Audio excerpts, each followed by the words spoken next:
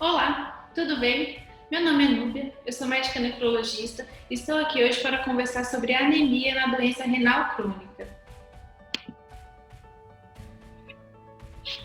Então, a anemia, ela é uma das complicações mais frequentes na doença renal crônica, tanto para paciente que está em tratamento conservador ou em tratamento dialítico, e é uma complicação que pode trazer muitas implicações para o paciente, desde sintomas leves a sintomas mais graves, inclusive a não tolerância à cessão de hemodiálise.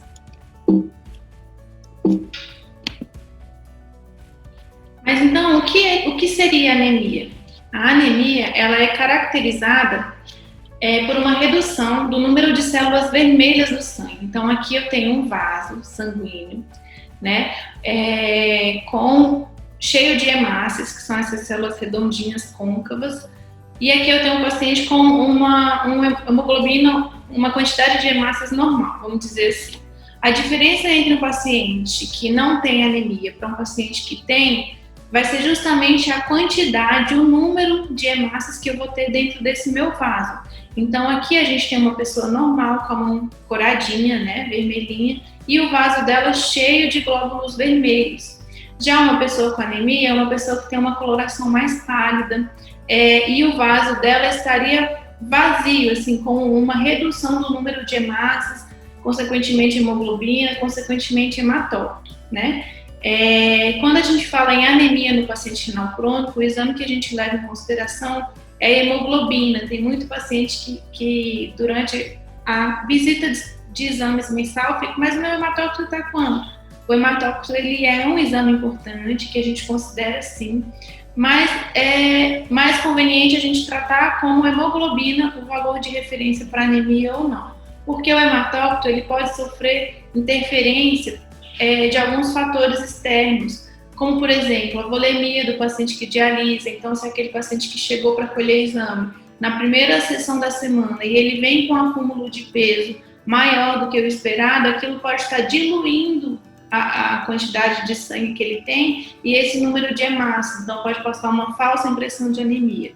Então a gente sempre leva em consideração o valor da hemoglobina quando a gente quer fazer o diagnóstico de anemia, e até mais na frente a gente vai falar um pouquinho sobre o alvo no tratamento, quando a gente trata e quando que a gente não trata.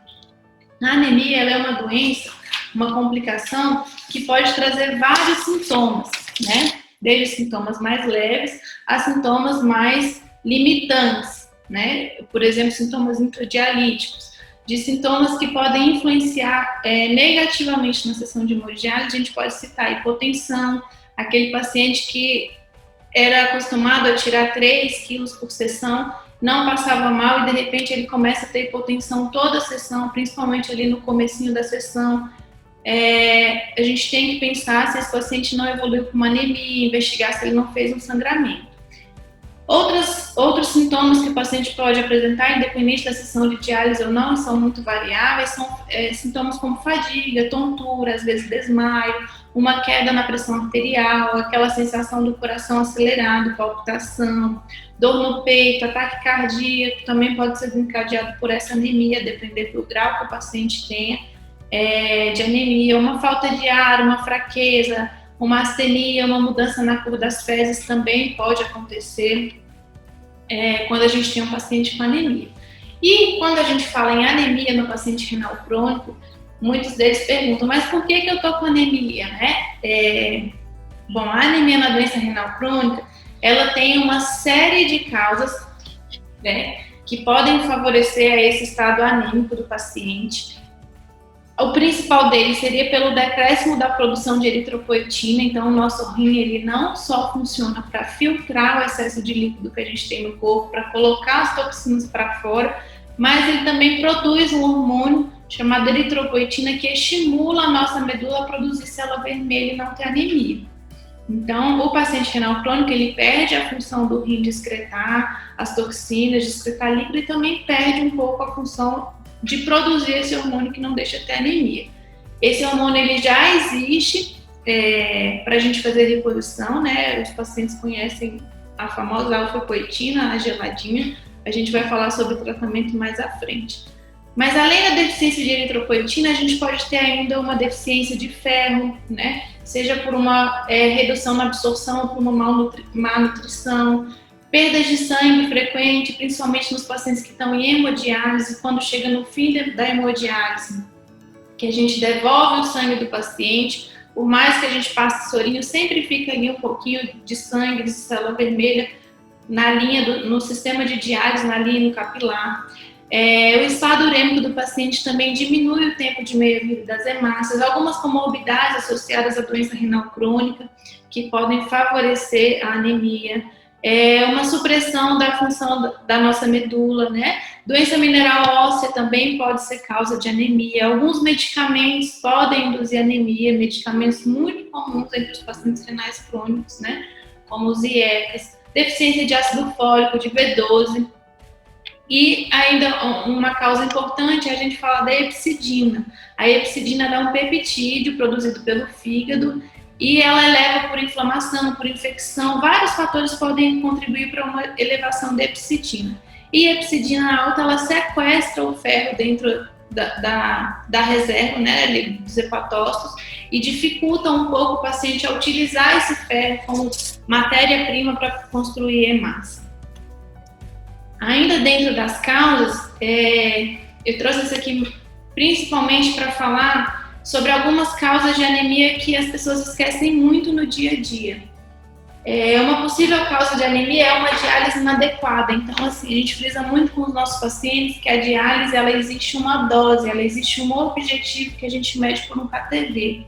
Aquele meu paciente que não está fazendo uma diálise adequada, na dose certinha, o número de horas programadas por semana, ele tem um estado inflamatório mais persistente, ele tem mais sujeira no sangue, ele não está limpando tudo que deveria. Então, é um paciente que está mais propenso a ter anemia, né? Microinflamação, sangramento crônico, intoxicação por alumínio, que deixou de ser uma realidade, antigamente era mais comum. Algumas neoplasias em geral, aqueles pacientes que estão com anemia, que a gente repõe com medicação, não está funcionando, a gente sempre tem que investigar outras causas de anemia, né? A própria perda de sangue no circuito extracorpóreo, os efeitos de alguns medicamentos e uma causa também muito importante são os pacientes que voltaram para a diálise depois de que já fez um transplante renal e aí perdeu o transplante, mas não tirou o enxerto. A presença daquele enxerto ali, renal, não funcionante, ele também funciona como uma causa e pode predispor à anemia.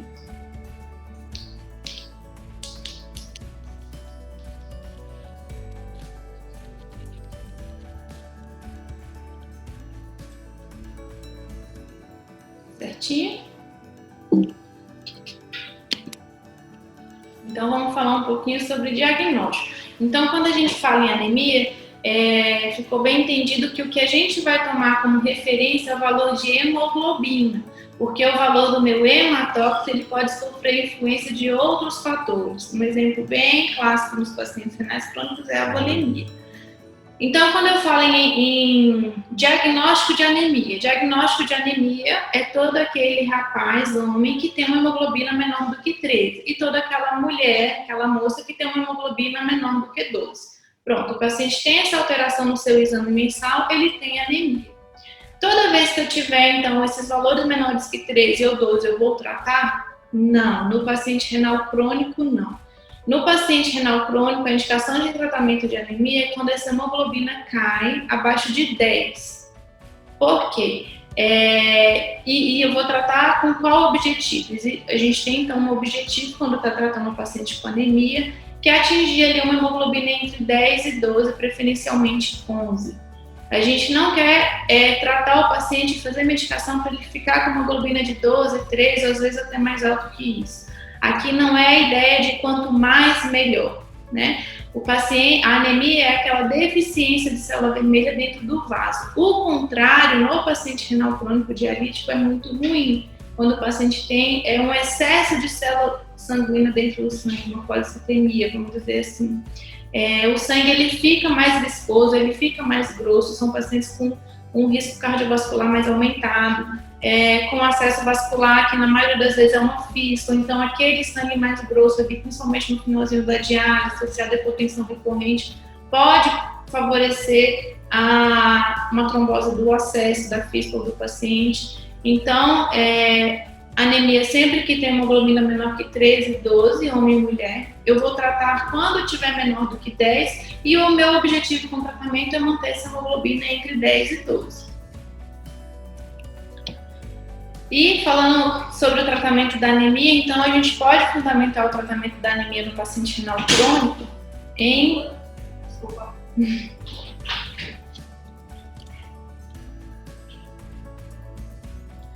Então, conversando sobre o tratamento da anemia no paciente renal crônico, a gente pode fundamentar o tratamento da anemia desse meu paciente em diálise ou não, né? Que eu estou falando renal crônico, não só aquele paciente que chegou na diálise, mas aquele paciente que tem uma disfunção renal crônica. Eu posso fundamentar isso em alguns pilares. Então, uma das dúvidas muito recorrentes dos pacientes é sobre a dieta. Vamos conversar um pouquinho sobre a dieta da anemia do renal crônico.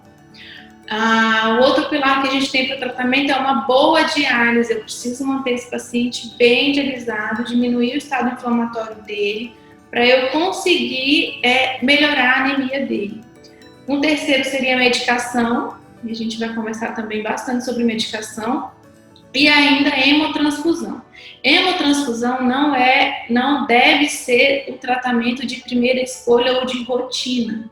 Esses pacientes renais crônicos, principalmente os pacientes mais jovens, pacientes candidatos ao transplante renal, é muito deletério ficar fazendo transfusões repetidas. Isso vai aumentando, allosensibilizando o meu paciente, pode dificultar depois encontrar um doador para um órgão e fazer um transplante renal, né? Claro que se o paciente está com hemoglobina maior que 7, ele está sintomático, ele não está tolerando a diálise, a minha farmácia vai demorar a entregar o remédio, eu não tenho tempo ainda entre aplicar o remédio e ele começar a fazer efeito, a gente deve encaminhar esse paciente para transfundir, né? A gente não vai deixar ele em risco de ficar com aquela anemia grave tão sintomática, mas o ideal é a gente tentar evitar ao máximo de chegar a esse ponto. E se necessário, tudo bem. É uma opção que a gente tem para tratamento, né? Que seria a hemotransfusão. Então, falando um pouquinho sobre a dieta no paciente renal crônico com anemia. É uma dúvida muito frequente nos pacientes. Toda vez que a gente vai passar exame numa sala, fazer aquela corrida de exame, sempre tem aquele paciente que pergunta: mas doutor, o que eu posso comer para melhorar a anemia? Eu estou tomando suco de beterraba com isso, com aquilo. Vai adiantar? Então, achei importante a gente conversar um pouquinho sobre a dieta. Claro que a nutrição pode orientar melhor e com mais riqueza de detalhes, né? Toda a clínica de hemodiálise, ela tem um nutricionista. Todo paciente renal crônico em tratamento conservador no ambulatório, ele tem indicação de acompanhar com nutricionista. A dieta é um fator que vai influenciar muito no tratamento desses pacientes. Então, a dieta no paciente renal crônico com anemia, principalmente nos pacientes em diálise, a gente diz que ela deve funcionar, assim, a gente deve promover uma educação nutricional no sentido de melhorar, de aumentar o conhecimento do paciente sobre uma alimentação saudável e de uma forma a prevenir e promover saúde, né? Tentar prevenir doenças promovendo saúde e hábitos mais saudáveis. Quando a gente fala de anemia do paciente renal crônico e ele pergunta o que eu posso comer, a gente pode tentar orientar esse paciente a consumir alimentos que sejam ricos em ferro, porque é uma causa comum que eles têm de anemia é deficiência de ferro, ácido fólico e B12. No entanto, aquele paciente que já tem anemia instalada e é renal crônico, principalmente dialisando, ele não, muito pouco provavelmente, ele vai conseguir reverter essa anemia dele só com dieta. É um paciente que vai precisar de medicação, sim, e a medicação tem um papel fundamental nisso. Como a gente conversou lá atrás, uma das principais causas dessa anemia é a deficiência da produção de eritropoetina pelo rim. Então, por mais que eu tenha uma dieta super excessiva em todos esses itens, eu não vou ter o hormônio para poder transformar tudo isso em hemácia, né? E corrigir minha anemia. Então, a dieta ela é muito importante e a gente tem que lembrar aqui que ferro, as principais fontes são as carnes vermelhas, castanhas, as folhas verdes escuras. Na vitamina B12, a gente também tem salmão, carne vermelha.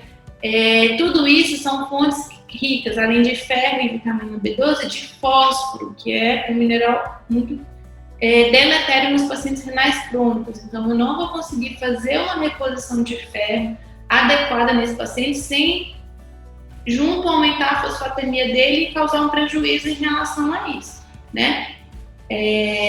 Além disso, os alimentos com ácido fólico também vale a pena a gente citar, as folhas verdes escuras, sementes, nozes, laranja, tudo isso pode ajudar a prevenir uma anemia e incentivar o paciente a ter uma alimentação mais saudável. Mas não que isso seja o único tratamento que eu vá resolver a anemia desse paciente exclusivamente com dieta. Algumas coisas que precisam ser evitadas na dieta dos pacientes renais crônicos e que têm anemia. Bebidas como álcool, café, chamate. Chamate e café, eles são ricos em fitatos e taninos, isso diminui um pouco a absorção de ferro no intestino. Os alimentos ricos em cálcio, não que o paciente tenha que evitar, não possa comer. O paciente pode comer alimento como fonte de cálcio, mas ele deve evitar o consumo desses alimentos ricos em cálcio junto dos alimentos ricos em ferro, que a gente viu no slide ali atrás, porque o cálcio vai competir com o ferro no intestino e vai dificultar também essa absorção do ferro. Então, sobre medicação. Quando a gente fala de medicação em anemia, a gente tem uma gama de medicamentos, desde os medicamentos mais antigos e mais simples até gerações mais novas de opções de tratamento para o paciente renal crônico. Então, é muito comum os pacientes renais crônicos terem aquela receitinha, né, crônica de ácido fólico uma vez ao dia, complexo B 2 vezes ao dia. A gente deve repor ácido fólico e vitamina B12 quando o paciente tem deficiência, né, no organismo, para tentar melhorar a anemia, aquela anemia B12 que muda um pouquinho o exame da anemia megaloblástica, né, com a célula maior. O uso rotineiro de ácido fólico no paciente, independente se ele tem deficiência ou não, a gente está querendo mais reduzir a homocisteína desse paciente. E o complexo B, repor B6. Ainda outros tratamentos, como vitamina C, vitamina E, B6, carnitina. Isso a gente não tem ainda protocolos e uma segurança efetiva no tratamento de anemia com essas medicações. A vitamina C, ela pode ajudar em alguns casos específicos, porque ela ajuda a mobilizar os depósitos de ferro do paciente. Então, se aquele paciente que eu estou vendo no exame, que ele tem muito ferro estocado no organismo, mas eu não estou conseguindo fazer com que esse ferro chegue ali para produzir célula vermelha e melhorar a anemia, eu posso fazer uma reposição de vitamina D por um curto período de tempo e tentar reverter a situação. Vou falar um pouquinho dos principais medicamentos que a gente usa no paciente renal crônico para tratar a anemia, né? Um deles, o principal, seria o ferro, o hidróxido de ferro, a apresentação tanto venosa quanto comprimido. A gente tem essas duas opções para repor ferro no paciente. Toda vez que eu falar de um paciente que já está em programa de diálise, aquele meu paciente em hemodiálise, o que os estudos falam é que a reposição com ferro venoso, aquela injeção pretinha que a gente dilui no soro e faz no fim da diálise, ela tem uma resposta melhor quando comparado ao ferro oral. Aquele paciente que ainda está em tratamento conservador, no ambulatório, não tem muito sintoma urêmico ainda, não tem muita queixa gastrointestinal, eu posso tentar tratar ele com ferro oral. Lembrando que o oral, ele tem uma maior porcentagem de efeito gastrointestinal, principalmente quando a gente fala náuseas, epigastralgia, isso, né, no paciente renal crônico, que já é urêmico. Isso pode ser muito limitante até em atrapalhar a aceitação da dieta desse paciente. A absorção do ferro por via oral, ela também é prejudicada, né? Aproximadamente 10% do ferro da dieta só que é absorvido, isso diminui ainda mais no paciente urêmico. Mas é uma opção a gente repor esses pacientes em tratamento conservador com ferro oral, né? Os pacientes em hemodiálise não. As evidências mostram e quando a gente usa o ferro venoso em comparação com o ferro oral, a porcentagem de pacientes que tem uma melhora, um aumento da hemoglobina, ela é muito maior e é muito mais rápido do que nos pacientes que estão usando ferro oral. A mesma coisa nos pacientes no estoque de ferro, aquele paciente que está usando ferro venoso, né, representado aqui pela cor vermelha, ele tem uma reposição dos estoques de ferro muito mais rápido do que aquele paciente que está fazendo suplementação oral. Falando ainda sobre o tratamento medicamentoso da anemia, a gente não podia deixar de falar das epoetinas, que foi uma classe de medicamento que mudou e revolucionou o tratamento da anemia no paciente renal crônico. Não é um medicamento muito antigo, né? A gente está falando aí da epoetina, que em 1989 apareceu nos Estados Unidos, em 1990 apareceu na Europa. E ela veio mesmo para revolucionar. Até então, os pacientes que estavam em programas de diálise, eles precisavam receber, né? Normalmente eles faziam hemotransfusão, a cada 2-3 semanas a anemia tinha que tomar sangue. 2-3 semanas a anemia tinha que tomar sangue. Então, a diálise, o tratamento do paciente renal crônico, ele melhorou bastante nas últimas décadas.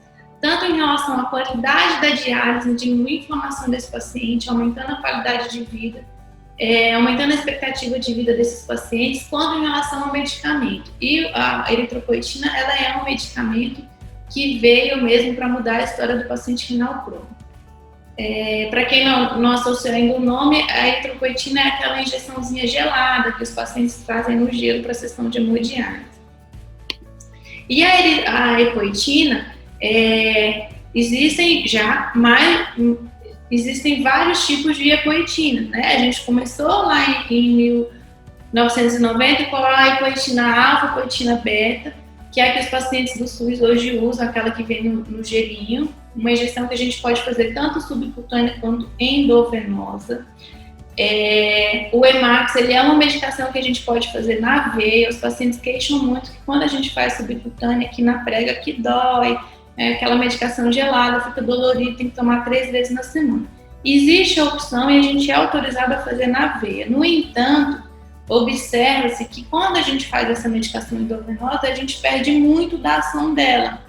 Ela é melhor aproveitada quando administrada de forma subcutânea. E esse é o protocolo, a maioria das clínicas que fazem tratamento de paciente renal crônico. É mesmo fazer a administração subcutânea, porque a perda quando faz venosa ela é muito significativa. Depois, em 1990 a gente teve a epoetina, que foi a primeira epoetina alfa e epobeta, foram as primeiras epoetinas que saíram para comercialização. E são medicações que têm uma meia-vida mais curta, mais aproximadamente 6 a 8 horas, e que devem ser administradas 3 vezes por semana. Então, são os pacientes renais crônicos que estão dialisando, pegam a medicação pelo SUS e tomam aquela injeção geladinha depois da diálise 3 vezes por semana. Logo depois apareceu em 2001 a darbepoetina, já é uma segunda geração de epoetina. Ela tem uma melhoria significativa em relação ao tempo de meia-vida. São medicações com uma meia-vida de aproximadamente 26 horas e a posologia já pode passar a ser uma vez aproximadamente cada 2 semanas, por aí. Então, o paciente toma 2 injeções no mês. Melhorou bastante. E em 2007 apareceu o Mircera, que é a terceira geração. Melhorou novamente bastante o tempo de meia-vida. O Mircera é uma medicação que tem um tempo de meia-vida de aproximadamente 130 horas. E aí são pacientes que precisam tomar o remédio ou uma vez a cada 2 semanas ou uma vez por mês, a depender do resultado do exame. Bom, então falando sobre doses. As doses, elas devem ser individualizadas, né? Cada paciente tem que ser avaliado pelo médico. Comparar exame e fazendo progressão de doses se necessário. O exame no renal crônico, a hemoglobina, ela é feita mensalmente e cada mês a gente deve ir reajustando dose de medicação desse paciente. Os efeitos adversos que a gente tem da epoetina. Então, assim, isso também eu acho muito importante falar, porque os pacientes acham que é a injeção milagrosa do momento. Realmente uma injeção que veio para mudar a história do renal crônico e até fora da doença renal crônica. É um tipo de medicamento que já foi medicamento usado em doping de pacientes atletas que querem melhorar a performance, né? Mas não deixa de ser um medicamento e não deixa de ter efeitos adversos. Os efeitos adversos que a gente pode ter da epoetina, principalmente, podem ser hipertensão arterial. Então, aquele meu paciente que vinha em diálise, mantendo o controle pressórico certinho, meses a fio, tudo redondinho, teve uma anemia, começou a tomar Imax, e aí a epoetina, e aí piorou a pressão tá alta. Isso pode ser um efeito adverso secundário à epoetina. Nos pacientes renais crônicos, que assim, grande maioria chegaram até a diálise ou por uma hipertensão ou um diabetes, isso pode ser muito significativo. Outros efeitos adversos ainda, é uma medicação que ela aumenta a produção de célula vermelha e com isso ela pode aumentar a chance de fazer doenças trombogênicas agudas nos pacientes renais crônicos. Então ela aumenta a minha chance de perder a fístula, ela pode aumentar um pouquinho o risco cardiovascular justamente por esses eventos trombogênicos. Outros eventos adversos, pacientes com neoplasia, é um medicamento que estimula a produção de célula vermelha. Então, sempre que eu tiver um paciente com neoplasia ativa, neoplasia é câncer, sempre que eu tenho um paciente com câncer ativo, eu tenho que dosar muito bem o risco-benefício de estar usando essa medicação. Fora outros eventos adversos, né, relacionados à aplicação, dor, às vezes um hematoma pode acontecer de ficar um roxinho ali no lugar que eu estou aplicando. Como a aplicação acontece 3 vezes por semana, se esse roxinho for acumulando, fica mesmo com uma estética ruim e isso pode vir associado à dor. Em relação ao armazenamento, também é uma dúvida frequente dos pacientes.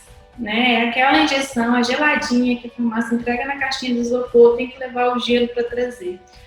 Então, a epoetina que é fornecida pelo SUS, pela farmácia do alto custo, que a maioria dos nossos pacientes usam, ela deve ser conservada refrigerada, numa temperatura entre 2 e 8 graus Celsius. Ela não pode ser congelada, então, aquela minha injeção que eu coloquei no freezer e congelou, aquela minha injeção, ela perdeu a eficácia dela, a eficiência.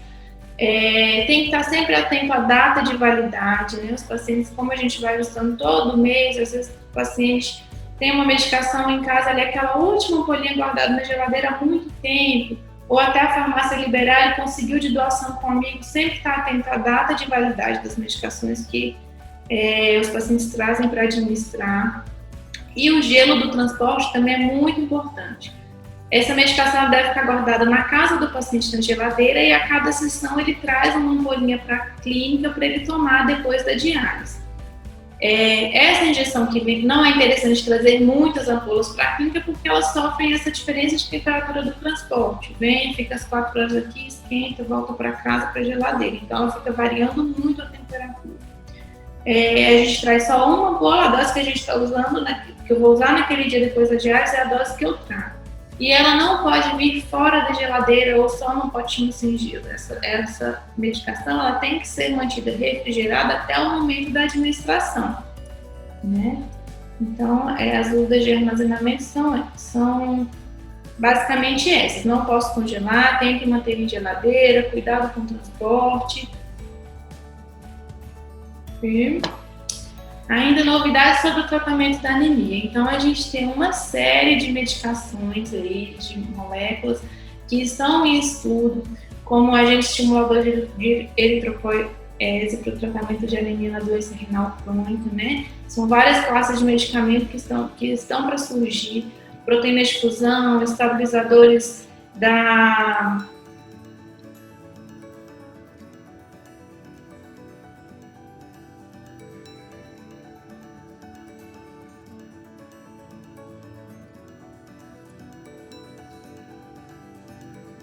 Então, ainda conversando sobre algumas novidades que a gente tem no tratamento. Então, existem vários agentes que estão em estudo para melhorar, né? Uma outra opção, como o estimulador da eritropoese no tratamento da anemia do paciente renal crônico. Tem várias classes em estudo, como moduladores de epsidina, inibidores do GAP, terapia genética, proteína de fusão. Tem muita coisa nova para surgir. Alguns estudos já estão bem avançados e é possível que muito em breve a gente tenha outras opções que não as epoetinas para tratar a anemia desses nossos pacientes. Então, eu escolhi conversar com vocês sobre a anemia justamente por ser uma complicação muito prevalente no paciente renal crônico, né? E que muda muito a vida do paciente. É comum a gente ver na diálise aquele paciente que era super ativo, vinha para a diálise, no outro dia fazia sua atividade física e de repente ele começa a ficar mais hipoativo, às vezes ali no momento mesmo da passagem de exame, o paciente não está entendendo o que você está dizendo, o paciente ficou mais devagar, está sintomático, está fazendo hipotensão na sessão. É uma complicação frequente, mas que tem um tratamento disponível, né? São vários pilares para o tratamento, cada paciente deve ser avaliado pelo seu médico junto com seus exames mensalmente, para tentar tratar e reverter essa anemia. Isso vai conferir ao paciente uma melhor qualidade de vida, um melhor desempenho e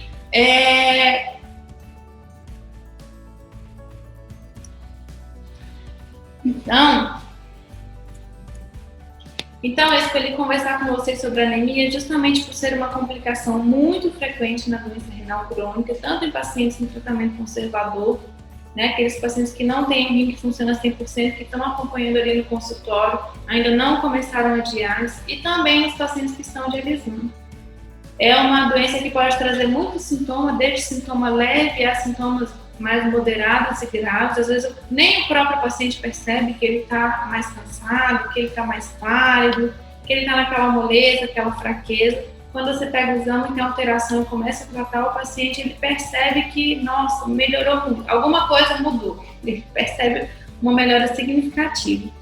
Então, tenha os seus exames sempre atualizados, todo paciente renal crônico no programa de diálise, ele deve fazer hemoglobina mensalmente para acompanhar esses níveis hematimétricos, né, dele. Discuta seus exames com seu médico, faça o seu tratamento direitinho. E o que a gente diz sempre que os pacientes, quando começam a diálise, eles ficam muito chateados, achando que tudo acabou. Eu sou uma defensora de que não é assim que funciona. A diálise é vida, a gente pode provar isso. Quantas pessoas tem hoje no Brasil que dialisam e continuam vivendo,